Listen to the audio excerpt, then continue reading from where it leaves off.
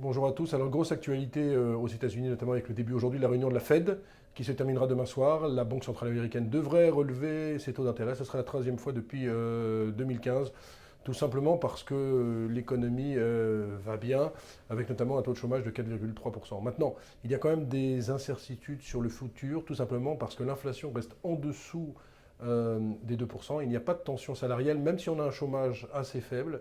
Il faut savoir que les salariés embauchés le sont à des petits salaires et ils sont dans des secteurs très concurrentiels où il y a peu d'augmentation de salaire, ce qui veut dire que la Réserve fédérale devrait augmenter ses taux demain, mais ce n'est pas sûr du tout qu'elle procède à une nouvelle hausse des taux dans l'année.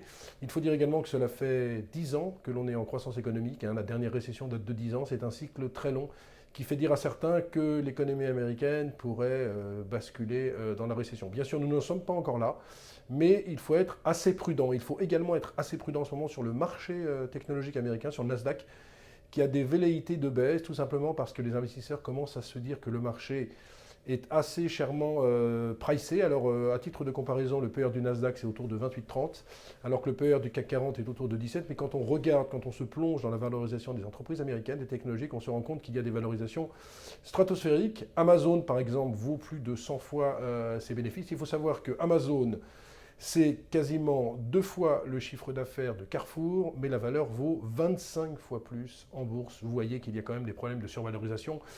Même problème du côté de Netflix, qui vaut également plus de 100 fois ses bénéfices. De sorte qu'il est possible qu'une correction intervienne sur le Nasdaq, qui pourrait peser bien sûr sur les valeurs françaises, comme hier on a vu sur ST Microelectronics, qui a fortement décroché. Attention également à la bulle du private equity aux États-Unis. Je vous ai souvent parlé d'Uber en disant que j'étais assez inquiet.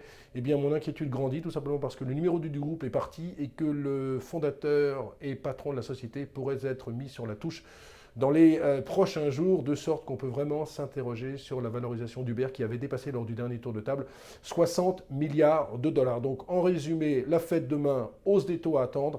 Maintenant, attention sur les technologiques, aussi bien dans le côté, c'est-à-dire le Nasdaq, que dans le private equity avec une bulle Uber qui pourrait se dégonfler. Voilà, très bonne journée à tous.